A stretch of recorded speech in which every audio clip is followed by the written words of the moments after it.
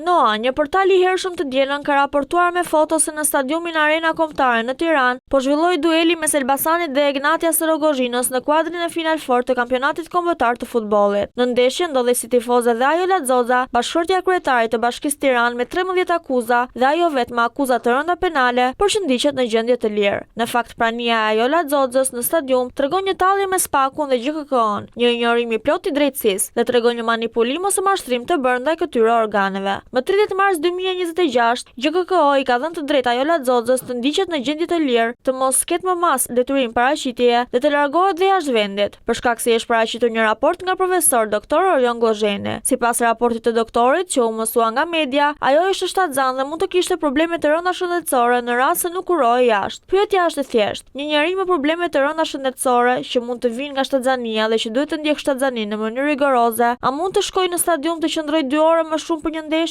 Aq më tepër kur pret të lindësh dhe je në muajt apo javët e fundit. Ajo Laxoza është kërkuar që të kurohet jashtë sepse ka probleme, siç thot raporti i profesor doktor Orion Glozhenit, ndërkohë shkon në stadium. Kjo është të tallësh me Spakun, kjo është të tallësh me GKK-n, kjo është të tallësh me drejtësinë. Institucionet ose duhet të marrin të pandeor profesor doktor Orion Glozhenin për këtë raport dhe duhet verifikuar gjithçka është i vërtet apo është fals dhe ka shkruar gjëra për të favorizuar Ajo Laxozën, ose gjendja shëndetësore e Ajo Laxozës është përmirësuar ose ka qenë normale dhe nuk ka nevojë më për rekomandimet e dhëna nga doktori dhe lejet apo ndryshimet e masave të sigurisë. Urojmë që të jetë përmirësuar gjendja shëndetësore, ta shikojnë prokurorët e Spakut, ta shikojnë gjyqtarët e GKK-s, të jetë krenar dhe profesor doktor Orion Glozheni dhe e vërteta të jetë që është më mirë nga ana shëndetësore. Kjo duket nga fotot në stadium. Se në të kundërt, pra në rastin se ajo ka qenë shumë mirë në anën shëndetësore dhe raporti është lëshuar fiktivisht, thjesht dhe vetëm për të ndryshuar masat e sigurisë, është një vepër penale që i drejtohet profesor doktor Orion Glozhenit. Spaku duhet ta hetojë dhe të zbardhin të vërtetën.